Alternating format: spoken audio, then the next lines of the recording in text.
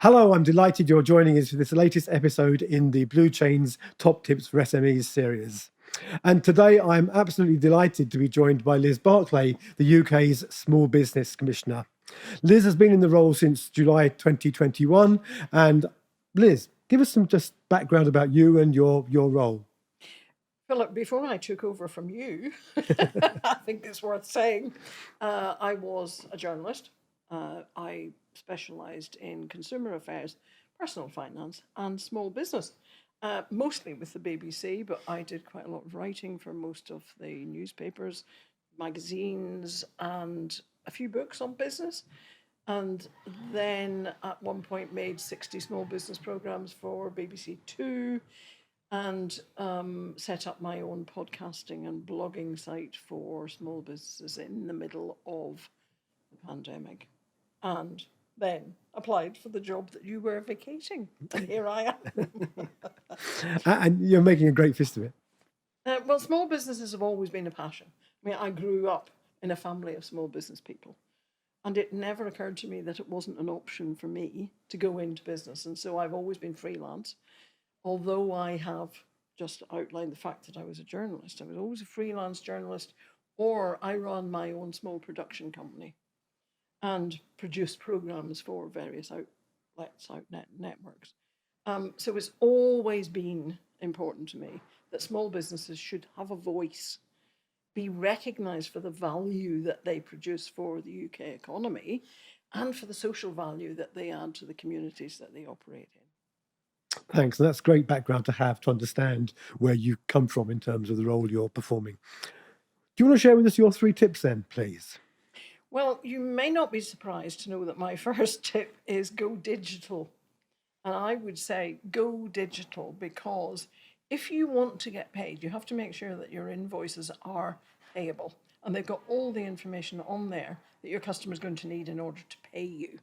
And I think that if you are using some of the apps and the software that are available out there now, you are more likely to get the invoices right, get them into the right person in your customer's organization, and get them paid more quickly. And a lot of these apps, a lot of those options have got pay now buttons on them.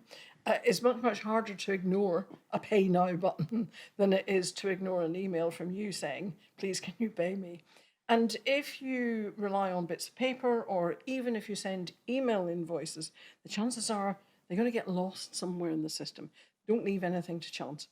Go digital, get out all the facts and information on your invoices right, get those invoices in as quickly as you possibly can, and give yourself the best chance of getting paid as quickly as possible. And of course, it's quite difficult to decide which digital to go. So get some advice when it comes to making a choice as to what your software platform or your app might be. Second tip? Second tip. My second tip is to check out whether or not the customer that you're thinking of working with is a good payer. There's no point in doing a lot of work for a customer who isn't going to pay you, because otherwise it's a hobby, not a business. So check them out, and there are various options available. You could check through credit reference agencies to see how well these organisations pay. There's also the publicly available data held by the Department for Business and Trade. They gather up the data from the biggest firms in the UK and show whether or not they are good payment performance organisations. So you could check that out. And the other option is to check the prompt payment code. And my office administers the prompt payment code. Signatories to the code commit to paying their small businesses within 30 days. And so it's a good idea to have a look. Otherwise, if you can't find information, don't be shy to ask. A good company is not going to bulk at giving you other organisations and companies that they work with that you can then talk to about whether or not they're good payers. Check them out first. This is your product and your service that you're selling, and you can't afford to sell it for nothing. So check out that the customer is going to be a good customer. Great advice. And your third tip? Well, my third tip, and you may not be surprised by this, Philip, is come along to the Small Business Commissioner's office. Come and talk to us. Email us. You can get us through email, and we will then engage with you and start a conversation to find out whether or not we can help you if you have a dispute with a customer over a payment. If you are owed money, your invoice has gone in, it's past its due date, you still haven't been paid, come along and talk to us first. The temptation is to go for legal advice straight away, but as soon as you've started legal action, then we can't help you. If we can help you, we will help you for free. And that's a lot better than going through a lengthy, expensive legal process in order to get paid money that you're owed. So come along to the Office of the Small Business Commissioner and talk to us first.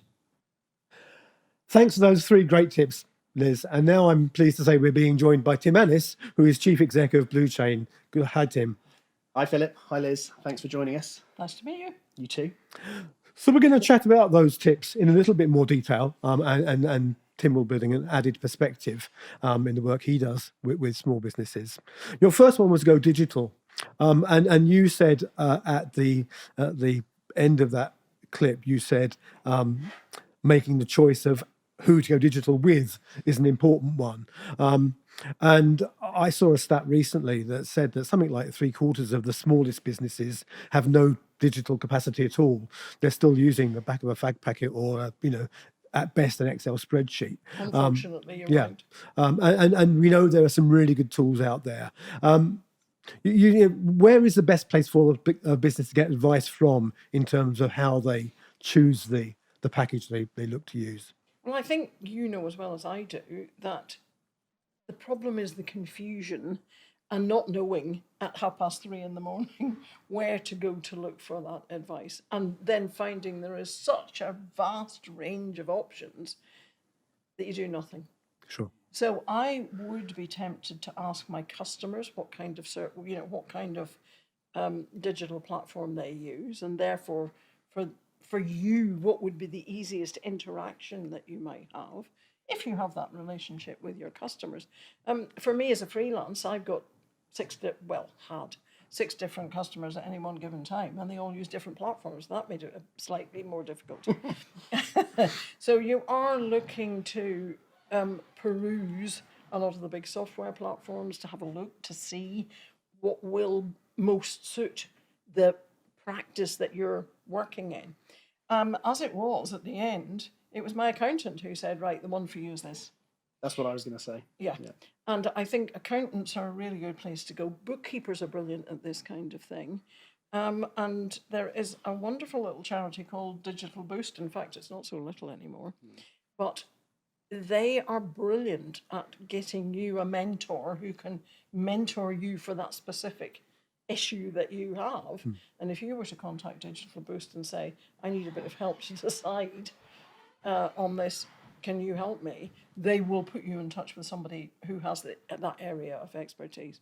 But otherwise, your accountant is a great place to start. And my accountant was spot on. And your accountant should know your business. They should know the clients you're working with. And if you're really lucky, they know the sector that you're working in. So they kind of know what is going to work for the customers as well. Yeah, that's right. And I guess my next question is around, we say this is a good thing to do and it helps, but and Tim may well have something to add to this. But what practically, what are the real benefits, tangible benefits that a small business will get from using something like a digital platform?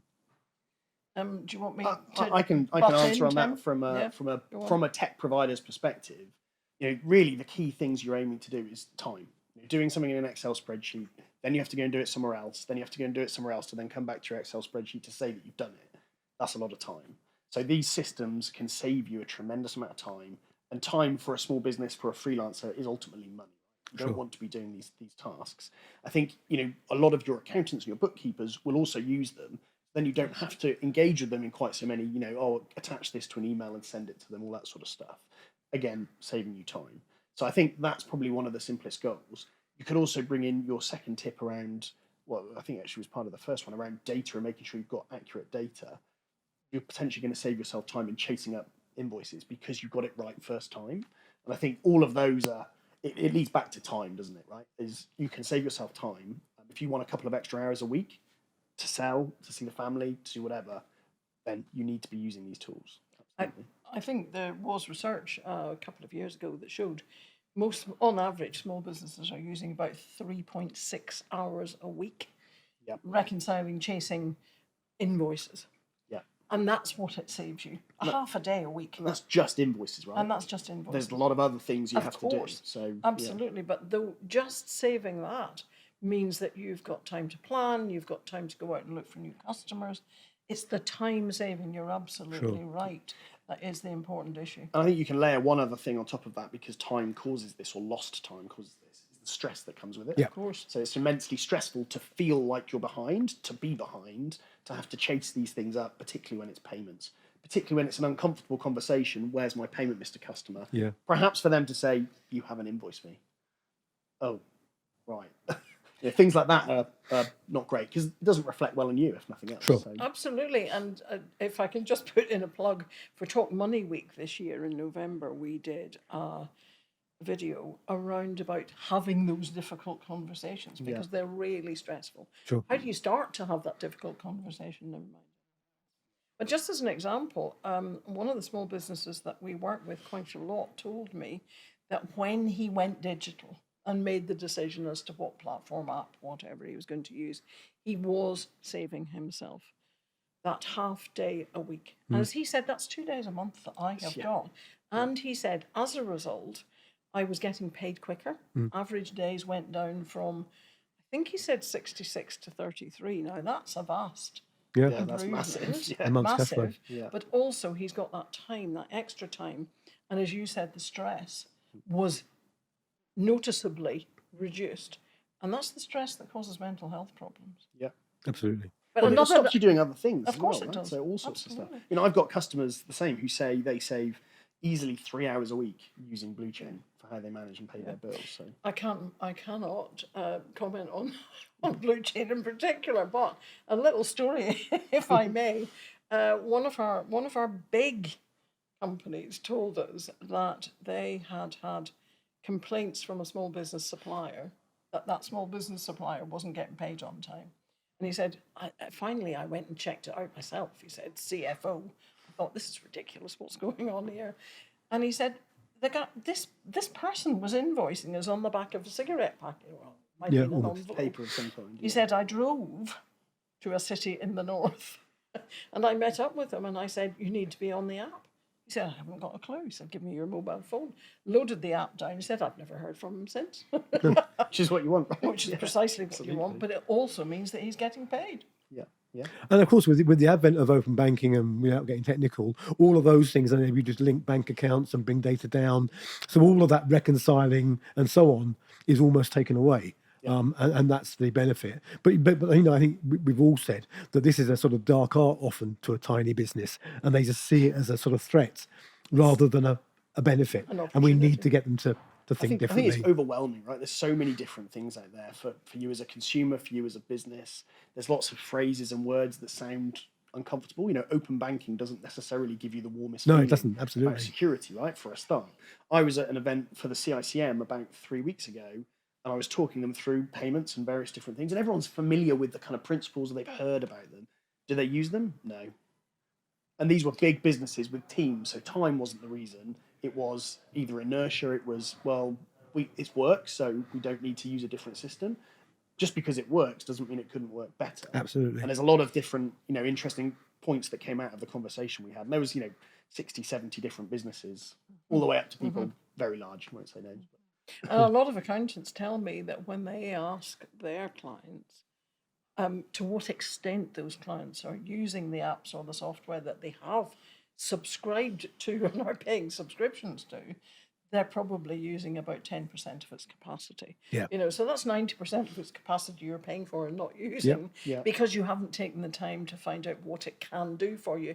And I'm as guilty as anybody else because I buy something, I get it to do the bit I want it to do, and I don't take the time to explore what else it could do for me. Yeah, I don't use the majority of my iPhone's capabilities. Well, I use a reasonable amount, but still, nowhere near enough. But I think that your comment around Digital Boost earlier was really interesting, because I do work with Digital Boost as a mentor. But I do work with Be the Business. There's Enterprise. Is it Enterprise Growth or someone? There's Enterprise Nation. That's the one, Enterprise Nation. There's a number of these organisations out there which I think are really, really helpful. And exactly as you say, they're a place you can go and ask for advice, get some feedback, get some understanding. Because when we're talking about accountants, often we're talking about a bookkeeping platform, an accounting system. But you might need other systems. Your sector might need other systems. So if you can get a mentor who's been through that, who's got experience of those, one of these places, I think that's tremendously powerful. And it doesn't cost you anything as a small business, right? So, but I think it's the mentoring bit that's what I mean. Yeah. Bit, you know, that bit of having somebody to talk to. Yeah. You know, who's been there, done it, got Been the there, T-shirt, all the rest of it, and I think that really helps. Peer-to-peer mentoring too, not experts sitting out there somewhere beyond your reach. Yeah, someone who's going to help you practically. Yeah, I mean, you know, I think you know the whole concept of a plumber going and sitting in his van and raising the invoice and sending it before he drives away from the client's house, you know, is so powerful, and yet so many go away and invoice on the third Thursday after Emmerdale or whatever, or don't invoice at all. Yeah. You know, and crazy, absolutely crazy. So yeah.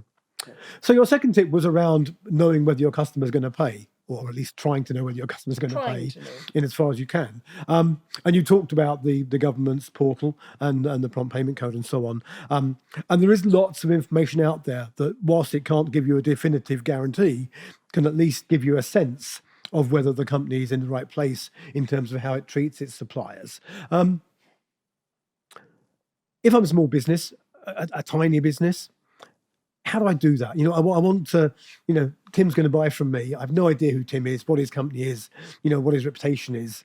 You know, where do I start? Well, you start with the credit reference agencies, or you come along and go onto the Small Business Commissioner's website and find the prompt payment code, or you go and look at gov.uk and find the Department for Business and Trade and check up. Again, it's not easy for a small business because the first thing is the small business doesn't have time. Sure. And it's this is time that you're putting in order to try to extract this information from sites that you probably aren't familiar with. So that does take time. But you're investing in your future there. And it is about thinking. And past performance, as we always say in financial services, is no guarantee of future performance. Sure. But, you know, if you're working with a company and it's paying you in 30 days, and suddenly it's saying, from now on, we'll pay you in 60 days or 90 days, your antennae should be going up and thinking to yourself, is there a problem here? Are they in a bit of financial trouble? Why are they trying to keep my money back longer than they have done in the past, you know? So is there anywhere that I can check up to see if I can find out what is going on? And come and talk to us again, because if they're not signatories to the prompt payment code, we can tell you that. If they are, obviously, again, absolutely no guarantee that they're going to pay you on time, but they have made that commitment to pay you quicker, and we can check up to see if they're on that list. And again, the credit reference agencies, there are a few of them, but there are only 3 big ones these days. So, you know, without naming them, they're not that difficult to find in a search engine. It is about putting in a bit of work, and for the bigger small businesses that have got the finance departments, that's much, much easier than the small ones, and I do get that. And the smaller you are, the harder it is to get through these things. If you're part of a trade association, if you're part of a membership organisation or whatever, ask. Absolutely. How do I go about this? Yeah. And has anybody else worked with these people? And what do you know about them, etc.? Yeah. You know, if you're not likely to be working with the biggest companies, the smaller you are. But it's always possible that somebody else in your British Chambers of Commerce meeting, and the networking meetings are always really useful too. Ask your bank manager, ask your accountant. The accountant will be able to point you in the direction of how to get in touch with credit reference agents, etc. They know these things. Bookkeepers too. That's what I was going to say, is you could check in with your accountant. I think the other thing I would say is do it early, because when you get to the point of they've given you the business and you find out they're a bad payer, you're going to be in that conflicted state of, but I've won the business and I put all that time and effort in, which you have. Yes. But there's a good chance, maybe there's a 50% chance I won't get paid on this, then you've got that balancing act. So if you find out early and go, actually, maybe this bid isn't for me, or whatever it is you're trying to do, and you can put your time and effort into something that is more valuable. Or you can price accordingly, so you can price the risk. Absolutely, yeah, maybe that's the case. If you really want me to supply this, it'll be more expensive because I've got to cover the risk that you don't pay me. Which is really good advice, but it's not the way small business mindset works. No, it's not. No, and exactly. Nor is do it early. Yeah, no, I know. Because we get, and I know this from first-hand experience. You go, oh my goodness, this is a life-changing opportunity, isn't that absolutely brilliant? Of course, where do I sign? Yeah. We don't even read how long it's going to take to get paid. The terms and conditions go over the tops of our heads, and we sign up, and it's afterwards we think, there's danger signals here. You're absolutely right. Do it before you sign on the dotted line. Sure. But being realistic about it, that doesn't often happen. No, that's very true. But if you can, best time to do it before you get too invested. And the other problem is that we don't look at business we've already got. So, if someone's paying you every month for whatever you're providing or whatever service you're providing, people tend not to look and say, well, is it the same time as last month or is it later? And one of the things I always say to people is, just monitor. Once they've paid, you tick them off the list. Great, done, forget it. But actually, if they're paying you 4 days later each month for 4 consecutive months, it's a fortnight slower. And there's probably a reason for that. If you look at any business that's gone bust, particularly big businesses, and look at their payment record in the preceding 6-9 months, you will see that it will have deteriorated. So that's a good warning sign. You can start taking mitigating steps then. Looking at what you're doing, and especially in something like the current economic climate, everybody's holding on to cash that bit longer. And what they're doing is using you, the smaller business, as a bank, and so that they can, either sit on the cash to make the books look better, pay it out to shareholders and dividends, put it into R&D, do some business development planning with it. They're using you as a bank. Sure. And you shouldn't be in that position. You can't afford to do that either. Interestingly enough, a company said to me not so long ago, well, they used to give me 30 days. And now they're saying they used to give me 60 days, and now they're saying they want paid in 30. And I'm saying, well, how am I supposed to run my business? And that's the other side of the thinking, isn't it? Yeah. Whereas I'm saying to them, but hang on a minute, if you don't pay them in 30, then how do you think they're going to run the business? Yeah. And what happens if they're not there the next time you need them to supply you? I hadn't thought of that at all. So there's just the two sides of every coin there, I think. So some businesses will be pulling in, trying to pay later in order to conserve the cash for what they see as the needs of their business. Yep. And that's why suppliers and customers should be partners, not transactional relationships. They should be working together. Mr. Customer, I really can't cope with that because can you help? And very often they can, but you don't have the conversation, then it never happens. But it's interesting, the ones that haven't, when I haven't been paid, and when I have lost all that money that I should have been able to get paid, it's been because the relationship hasn't been that strong, and it hasn't been operating as a partnership. Sure. Your third and final tip, Liz, was, as you said at the time, not surprisingly, to use the services of a small business commissioner. To many people watching this, the small business commissioner will be something they've vaguely heard of. Or maybe never heard of at all. Or never heard of at all. Much as I'd like to think otherwise. So let's take this opportunity to address that. Just tell us a bit more about exactly what the office does and how you operate, please. Well, our main remit is to change the payment culture in the UK. And that's presupposing that there is a payment culture that wants to pay late. So the invoice is due, but let's not pay it until next week. So it's now overdue. But also there is a problem with payments as in extended payment terms where contracts are saying 60 days, 90 days, 120 days. I even saw 380 days the other day and I thought, oh my God, you're expecting somebody to survive for a year without getting paid. So there is that question as to whether or not that's culture, whether it's processes being out of date, whether it's people just simply looking after their own business and not thinking about the needs of the small businesses and not understanding how small businesses operate. And our job is to make sure that the overdue invoices get paid, that the culture has changed and that the bigger companies understand better their smaller suppliers, that the smaller suppliers are ready to be paid and have got all the information they need on their invoices, etc. So we make them more confident to ask the questions, more capable of making sure that they've got a PO number should they need it, and more confident to chase up invoices rather than wait until they are overdue. So all of that, and I've also been talking to the tech companies about whether or not we can get the tech to the point where that helps speed it up even more, because it has speeded up payments over the last 10 years.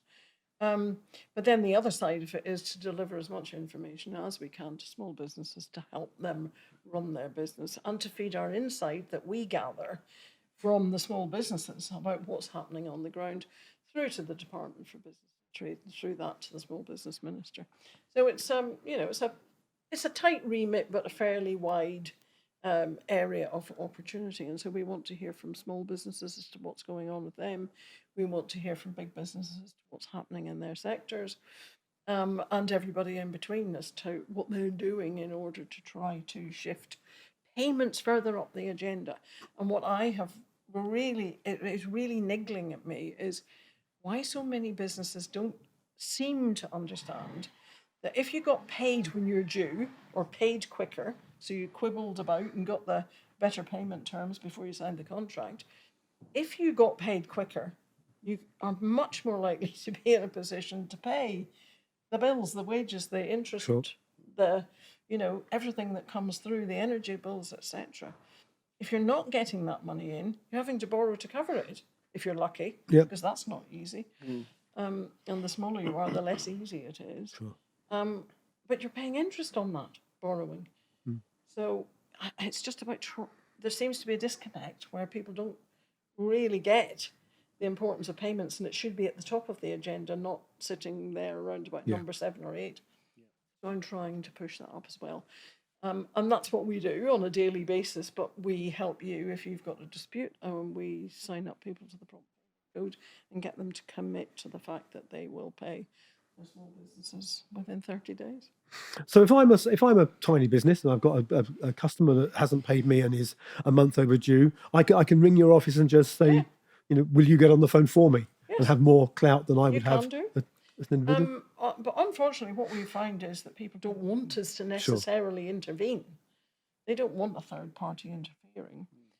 What they do want to find is information on our website that will help them to do that. So the information is there. The website also has an interest rate calculator that shows how much interest you can charge if your invoice is a month overdue for payment. So there's all of that information there. And we are finding that more and more people are finding what they need on the website, using that information.